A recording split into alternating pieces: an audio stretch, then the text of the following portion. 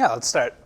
So this part of the talk is going to be more of a guided walkthrough of like the library of abstractions I built to do sort of a lot of the different Merkle tree operations, but sort of as generic as possible, right? So instead of being pinned to a specific hash type, like the SHA-256, it's generic with regard to the hash. And instead of being pinned to a specific functor, a specific f of like kind star to star, it's going to be with regard to any one of those. And let's make that a bit bigger. Why not?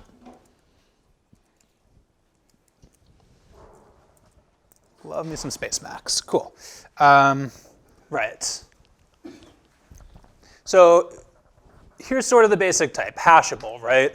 All it means is you can flatten down some f of kind star to star into a single hash. And so like, it's really just hash, right? And algebra is sort of the term for a function of fa to a. So you can see here, it's a fa, algebra fa is just fa to a.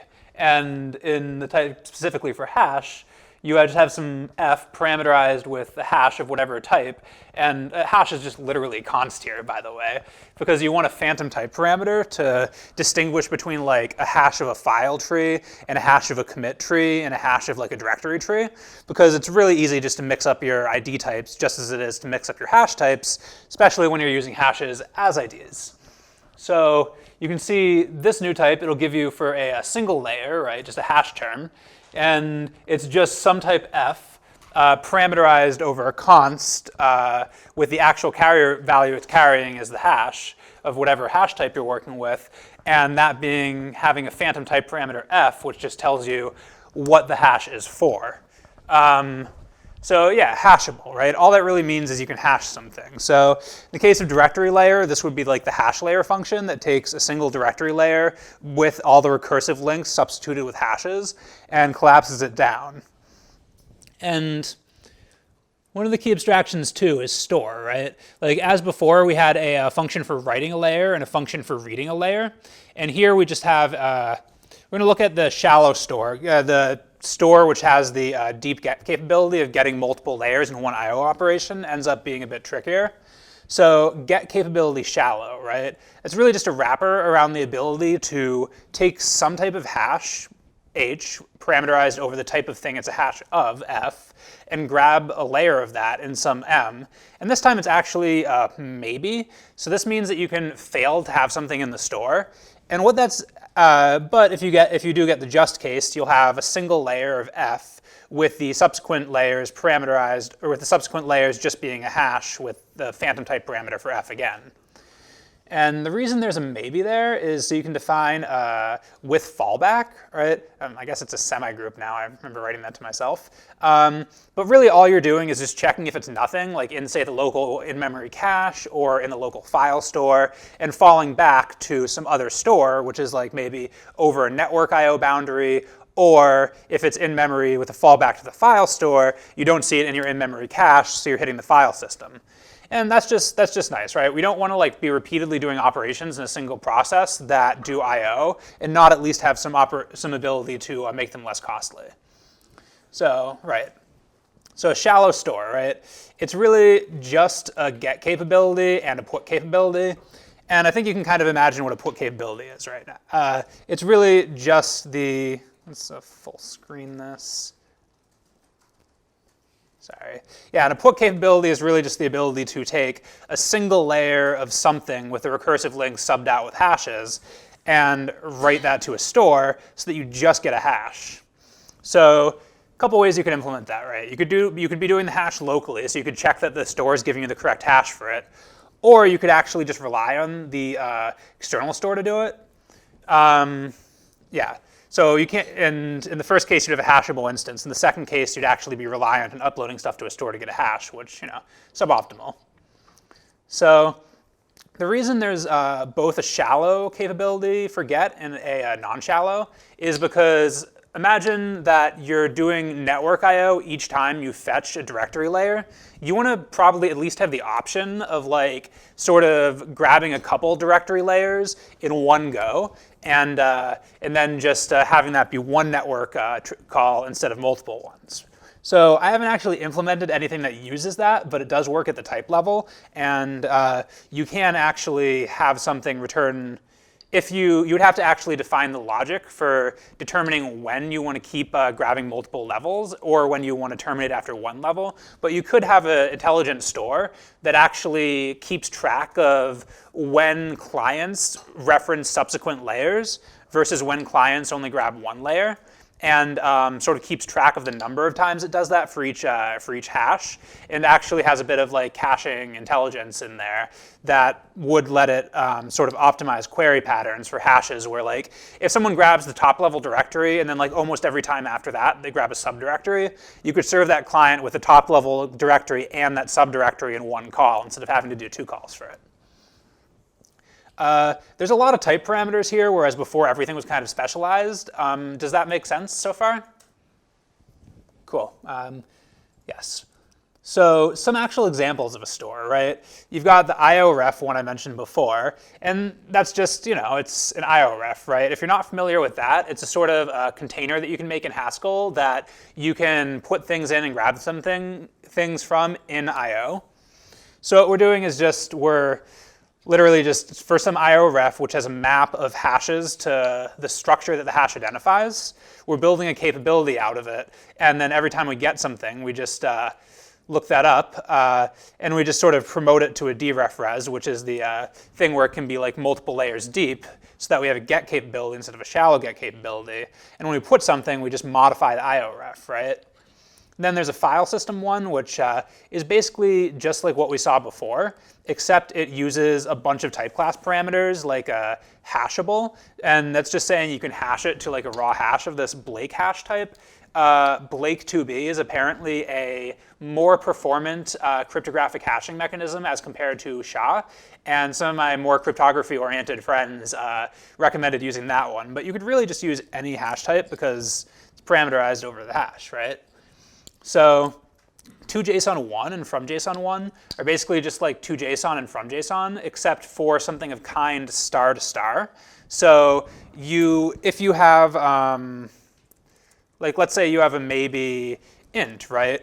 You would have fromJSON for maybe int, but you would have fromJSON1 for maybe. And then combining that fromJSON1 for maybe, and then the from JSON for int, you would know that you have ability to turn maybe int from JSON. So what we're saying here is that this like f, which is each layer, and the directory layer in the previous examples, we have a way of, as long as we know what it's parameterized on, is something we can turn back, or we can decode from JSON. We know that we can actually just decode the whole thing from JSON. And then all this is, it takes some root file path, and it constructs like a shallow store where it'll just grab things from the store, check if they exist, attempt to decode them, throw if it fails, etc., and use the ASON encoding files to write things back. And then it's just turning the hashes to a name so that it has something to drop in the file store. So far, whatever. There was a specific version of that as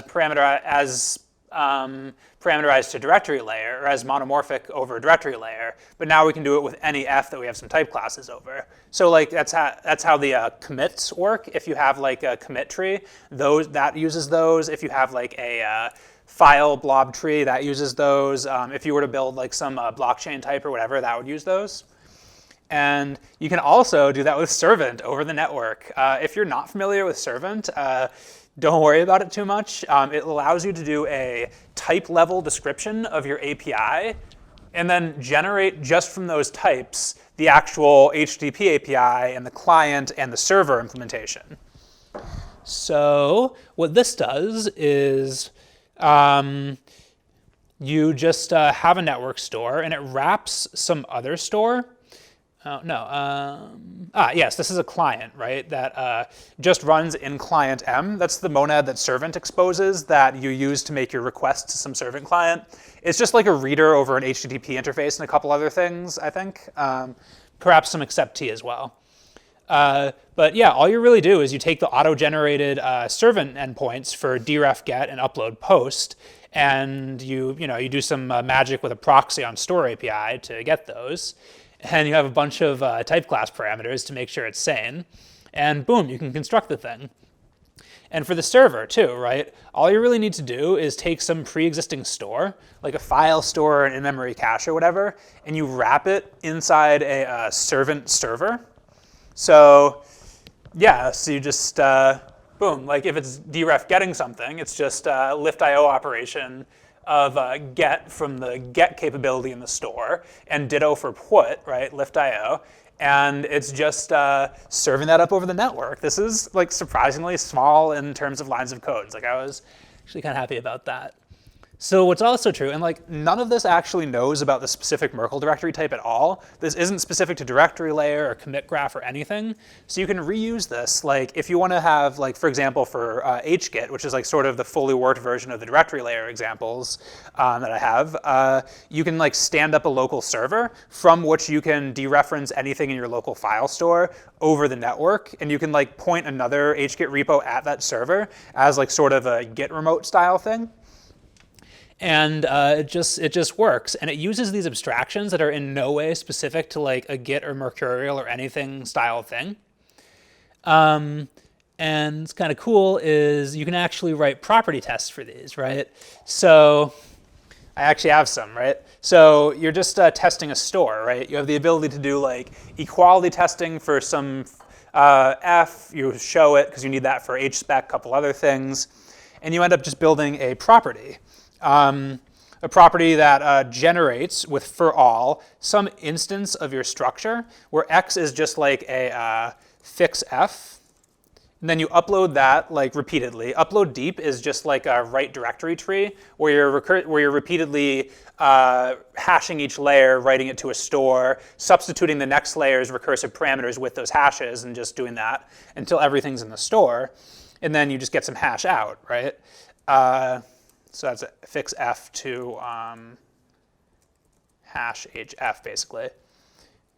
And this is all parameterized over the raw Blake hash stuff, but it really doesn't need to be. You could use this with any hash that you have a couple type class constraints over. And then, yeah, so then you just lazily deref it, which is a pure function, right? So you actually just build your lazy Merkle, not a lazy Merkle dir tree, but a lazy Merkle tree over like whatever your F type is. And then you strictly deref that, right? You actually grab every subsequent layer in some monad, and then you just, you strip the hash tags that are still on R, and you just make sure that there's the same structure. And you get the ability to check your store implementation for sort of sanity by dropping a random structure into it and then pulling the structure back out, which is just kind of nice. And it's as long as you have a generator of FixF, a generator of that structure. So there are a couple examples of that I put together for testing the various stores. So let's imagine you actually want to make a blockchain, right? I don't know why you do that, but like that seems to be like a thing everyone wants to do. So sure, it's a Merkle linked list, right? It's just a block, which is a link of transactions. And this is the recursive parameter A, because we're doing this in the fixed point structure.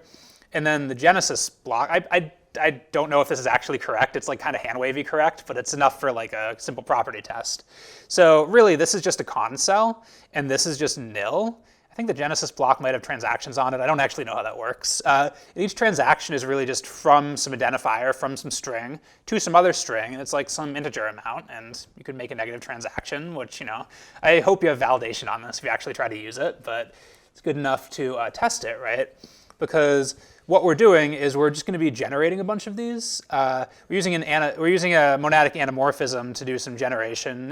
You don't really need to know how this works. Suffice to say that it's in the gen monad, or in some monad over which you have a generator constraint, and it's just generating like some strings for from and to, alphanumeric ones, generating some amount, and it's just making a bunch of transactions to drop into the block. And it takes some n, which is like the actual amount of like blocks deep you want your chain to be, generates that many. So then you just like, for example, if you want to test the file system store, you just, that's the doot file store spec, right? All you really do is you generate a mock blockchain of like, say, depth 25. You drop that into your test harness, and it generates a bunch of them, stores them in the store, reads them back, makes sure it works. And it's just using some system temp directory for the prop test to do the actual store on. And then ditto for ditto for generating a mock directory tree, which we also do here, right? So this is basically sort of similar to what I had in the examples, like the simplified examples, where the file body is just this thing. And this is actually, for simplicity's sake, I made this have like a name at the top level too. And you can sort of see how that's actually simpler to draw out. But then like in Git and Mercurial, you don't actually have a top level like name. So you'd end up with like some string that you're always throwing away, which you don't really want to do. So once again, you can turn this to JSON. You can retrieve it from JSON. You have show1 and eq1. It's a bunch of magic running off of generic one and some other stuff. And for hashing, right, you just, okay, this was test, so I was feeling a bit lazy. So you literally just show it, and you take the string representation. And because you're showing it with it being like an F of, or in this case, a mock directory tree with the recursive links just being a hash, you have the hashes included in the text that you're showing, and then you just hash that text. You get a hash of the node content and the hashes that it points to. And boom, then you just, you pass it into some dohash utility function. And yeah, so as with generating it, it's also a, let's see, did I put this one in anamorphism? No, I think I actually did the recursion manually here for some reason. But basically, yeah, you just do a sort of similar thing where you have some n that you're decrementing each time you generate a new layer. And then you sort of give it a bound on how deep the tree can be. And you just generate some number of subdirectories, some number of files, etc. And then as before, it's literally the same test harness, literally the same code. You just drop your mock directory tree into your store, and you pull it back out, and you can see that it works. And I did a similar one for like the in-memory store, where it's just taking an IO ref for the test harness. And it's just testing, deep store property with the directory tree and the mock blockchain. And for the network store stuff, right? So this is, this is a bit long lines, but so the test harness here is a bit more because it's like, okay, I hard-coded the port, right? But it's like having to create like a local directory for a file store, then serving up a local server backed by that file store, and then just, it's doing some bracket stuff with kill thread and et cetera, and running the property inside of that. What's kind of cool is that you can run all these properties in parallel because with the same store, right? Because everything is hash addressed, so if you write to some key, you know that if the key has the same hash, then the value should be the same. So you can just write to the same, like any number of generated structures to the same store. There'll never be a problematic overlap. Like that would actually be like a sort of property test violation in and of itself. And again, you round trip that with like a mock directory tree and a mock blockchain. And you just get these like really neat like tests for these generic stores. And then let's pop over back to HGit, right? That's the thing with the actual, sorry.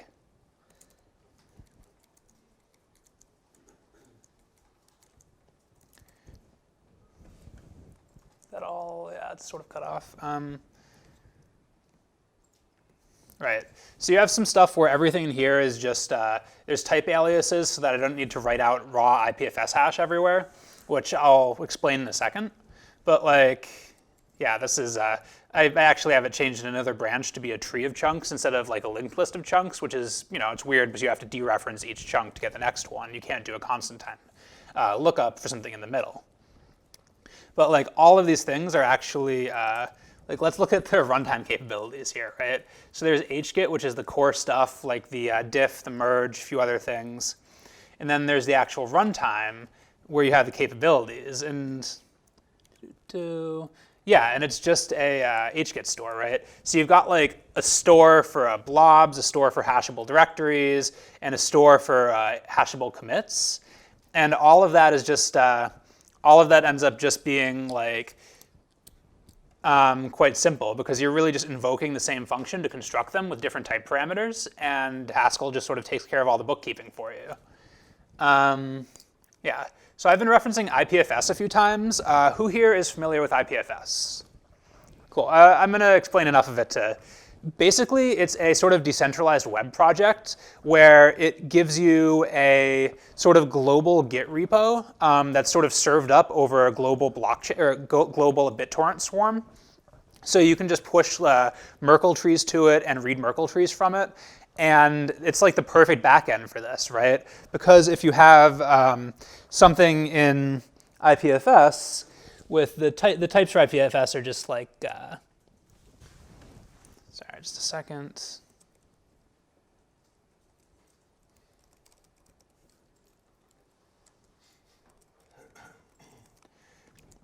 Right, so you end up with, it's an IPFS specific hash type. I'm just doing it as text because they do some multi-hash stuff, which I had to pull in like a bunch of libraries to parse, and it's essentially an opaque value.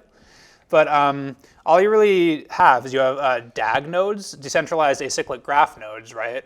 And each of those is just sort of a Merkle tree node. And you can view that as either a tree or a DAG. But in the trees thing, you just have structural sharing such that, you know, if two hashes are the same, they just point to the same thing. But you can just treat it as a tree.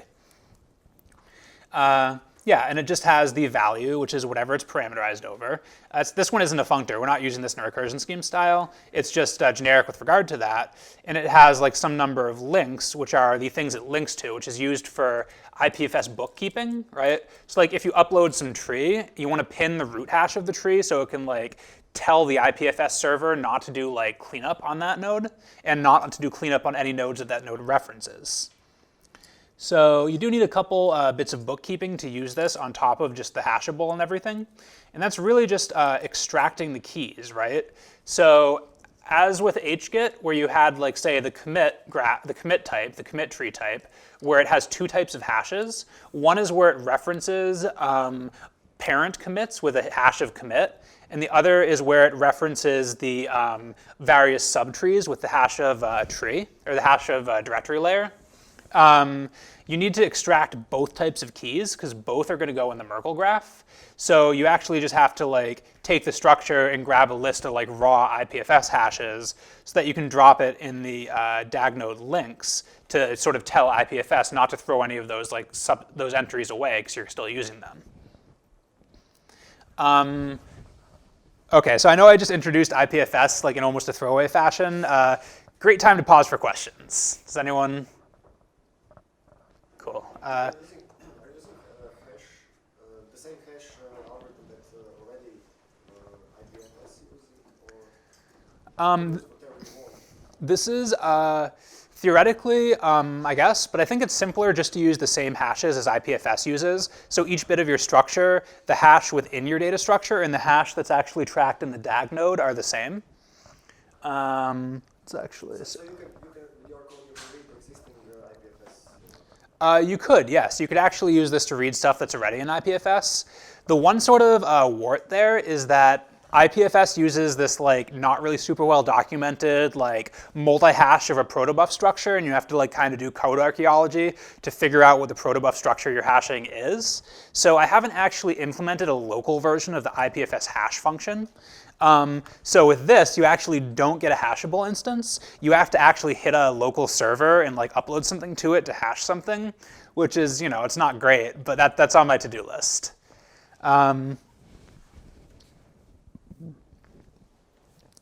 Yeah, so I actually refactored the stuff in hgit to just use this, just use the IPFS stuff. And it's kind of cool because you can just entirely use IPFS or mock IPFS for local tests that just, you know, it drops stuff into text for hashing, so you can just hash stuff into your own text structure and just, you know, pretend it's the same. Right.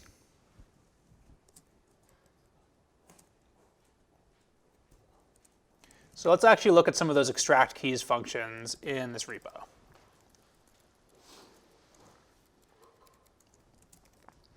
All right, so for blob, it's just a linked list of chunks. Extract keys is simple, right? It just grabs from an individual layer. It doesn't care about the contents. It just grabs the hash of the next thing.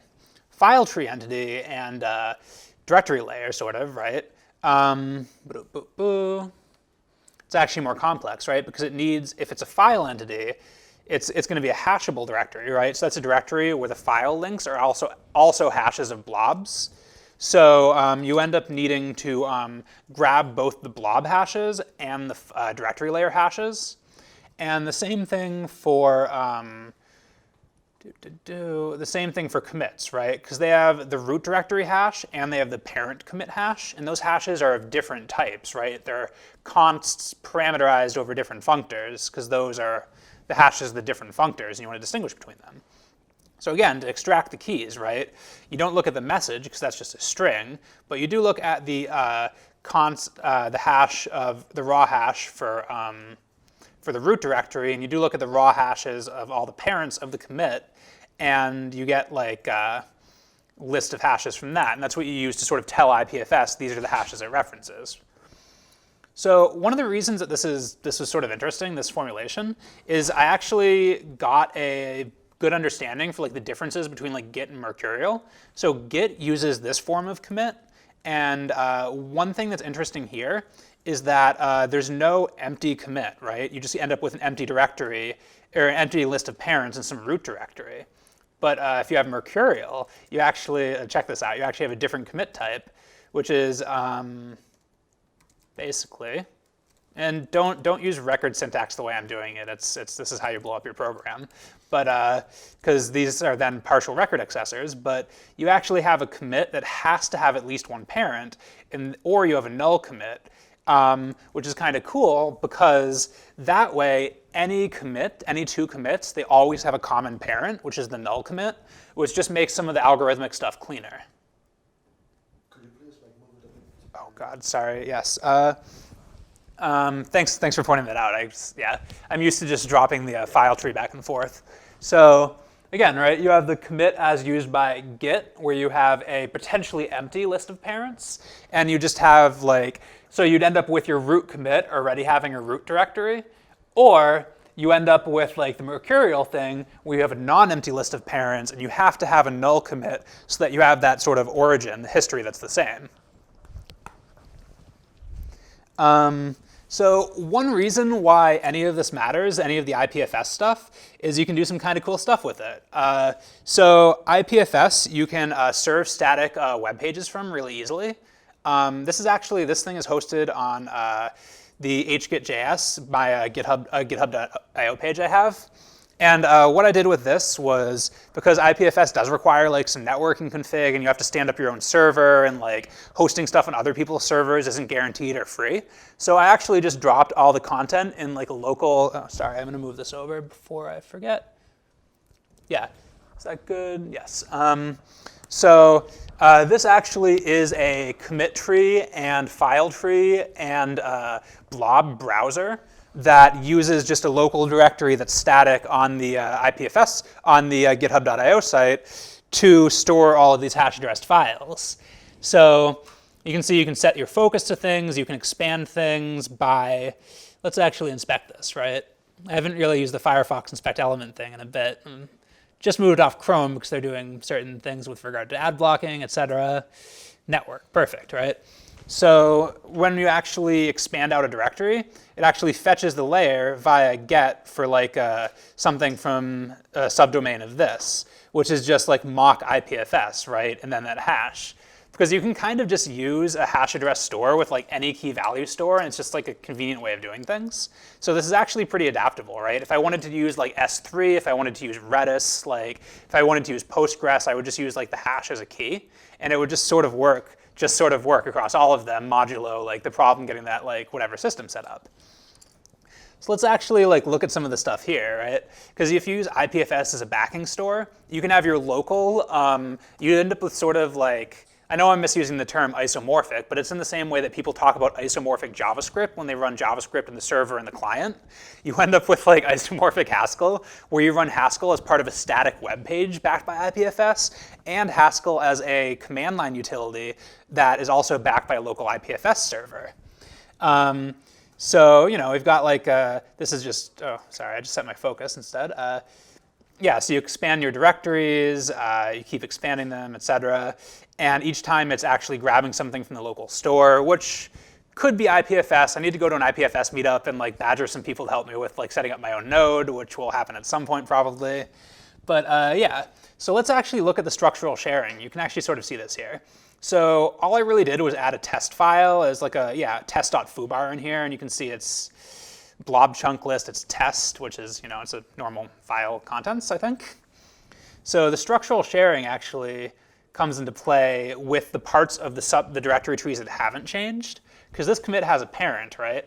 And that commit is, add another test file, share. But you can see that the top level directory hashes have changed. And this is just a prefix of the hash, right? Because if you show the full one, it would just go out to here, and it wouldn't be a very, it would be a kind of unwieldy thing. So we actually expand that. We're doing sort of like a manual version of the diffing algorithm. You can see that, say, Merkele schemes, it has 7, 4, 8, et cetera here. And then in the parent commit, you expand this one, Merkele schemes still has 7, 4, 8. So you get structural sharing between the parts of the directory tree that haven't changed. And only the parts that have changed really require more lookups to the mock IPFS directory via the website. And because you're just using HTTP GET, you should get caching. I would expect it to cache each of those calls, especially from a single web page.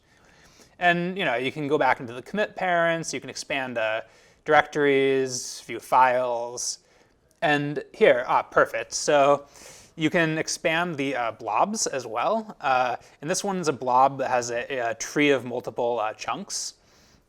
So I did commit sort of a cardinal sin here with regard to actual production systems, because I wanted this to render cleanly. So what I did was actually have the block boundaries be specifically based on new lines.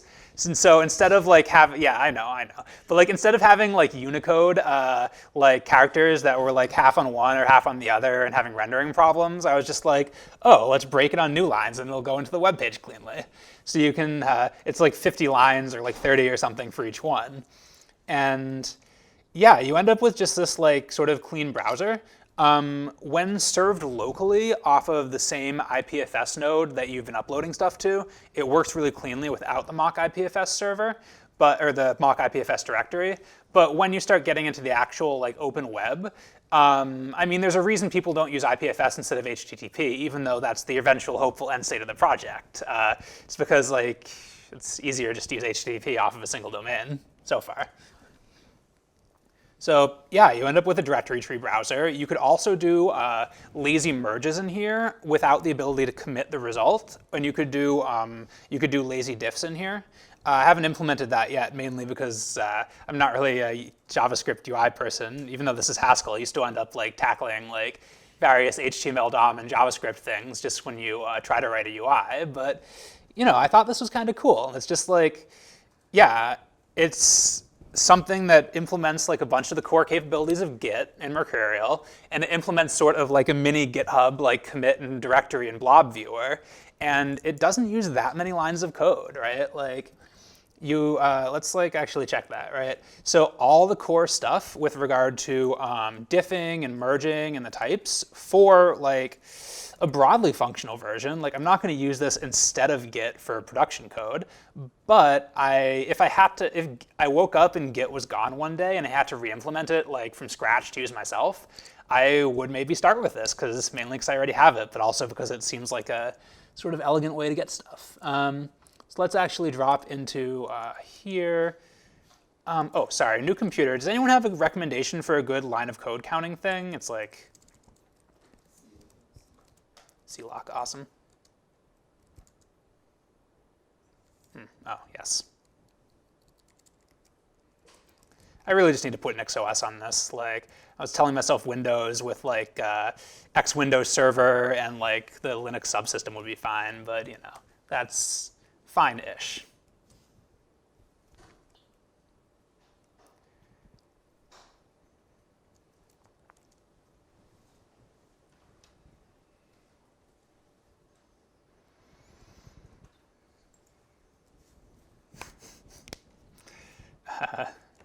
Just gonna manually look at the 3 files while that loads. You can see it's 75 lines of code for diff. It's 104 for merge. For the types, it's just 150, and that's not even counting. That's not even distinguishing between the bits that are actually just there for comments, new lines, etc. Yes. So yeah, it's like 200 lines of Haskell code to define like lazy merge, lazy diff, and all the core types for a Git style system. And there are more lines of code for the actual Merkle scheme stuff, but that's like fully generic and sort of doesn't count because of that, I'm telling myself. Yes.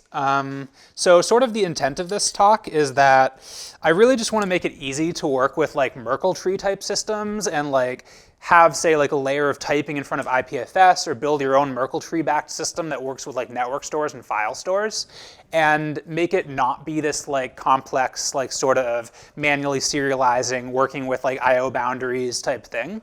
Because like I honestly believe there's a lot of low-hanging fruit with Merkle trees, because like all the things I was mentioning in the beginning, right? IPFS, Git, blockchain, mercurial, sort of like Nix, like Bazel, Buck. I say sort of Nix because like it doesn't hash the contents of the binaries it creates. It hashes the build instructions for them. But like basically any recursive structure, like I want people to be like, hey, what if I Merkle this, right? What happens next? And then just be able to have that be like an evening project. And that's kind of why I made this. And I think it's kind of cool that that might be something that becomes like more of like a common capability. Because like I was like talking with some friends over this back home, and they were like, oh, what? Like, oh, like a reflex DOM tree. What if you Merkle that? Like, oh yeah, you could, and then you could like fetch parts of it from a store and do equality comparisons really easily. And like I honestly think like X, but with Merkle hashes and like lazy traversal and stuff, is like it's a productive question to ask, right? In the same way that like in the early days of computing, everyone was like, oh, we just do branch prediction and we like hash something, and oh, we get like 100% speed up and stuff. Like there's low-hanging fruit in the distributed systems world with Merkle stuff, and I would bet that there's at least one thing of similar impact to like IPFS or Git or like blockchain that will just sort of fall naturally out of applying the sort of Merkle structure to some sort of tree and just playing around with it in just sort of an exploratory way. And that's right now it's gated on like, it's kind of really non-trivial, like to build Git or to build Mercurial or something. Like these are like really big code bases, and there's a lot of areas in which, the type safety of Haskell could be really nice, especially if you're prototyping, right? Like you probably wouldn't use this stuff, you probably wouldn't use all this for like a prod system. Like if you were prototyping out Git and then you were like, oh cool, this actually works, let's like make it into a version people can run on their machines. You'd probably like write it in like C or Rust or something so it's performant. But the initial prototyping phase and being able to build a reference implementation that's minimal with regard to lines of code is, I think, something that's actually very valuable. And well, honestly, I just made this so I could play around with that kind of thing. But I think it'll be hopefully useful to some other people. I think someone was actually talking to me about getting this up on Hackage, and my plan is to do that soonish, which will require a couple more, getting some of these turned into blog posts perhaps, and or getting those at least into like READMEs or Hackage documentation. But I did most of the work implementing it, so it'll just not be much longer. Yeah, so we're at 409 and not 420, which, I mean, I've been talking about hashes, so I'm sorry I'm not going to make that joke. But yeah, does anyone have any questions? Cool. What do you think if you want to build it more in a kind of way? So maybe you'll have multiple threads that do the diffing or... Oh, yeah. That's totally possible, right? Let's go back to Diff. Oh yeah, I'm not going to drop the file tree because it's very useful. But like, yeah. So all you'd really do is, so there's what it's basically doing is, oh yeah. So your map merge tech handles like traversing everything in this applicative. And you'd basically have to like write a pull request to containers or fork it or something such that you get a version of that can run multiple threads concurrently for each element it's merging. But there's really no reason you couldn't do that. And you'd also lose the constraint, you'd lose the genericness of it, where instead of being some M, it would be like some monad IO or some monad fork async or something. But that would yeah, that wouldn't be that hard. Like you could do a lot of performance. Like there's probably a lot of low-hanging fruit for performance here that I haven't really like looked at. And like one of them, right? Instead of JSON, there's literally no reason that you couldn't use your own encoding format or protobuf or whatever. You'd just hash the output of the protobuf encoding instead of the output of the JSON encoding, and you'd get like much more compact files. Like this is mainly a thing that I built as a learning project, so I could dive into distributed version control system and ended up like extracting some cool abstractions from, I think. And yeah, there's probably a lot of low-hanging fruit there. And if you want to try implementing it, I will absolutely work with you and like, et cetera. Well, probably over IM, but you know.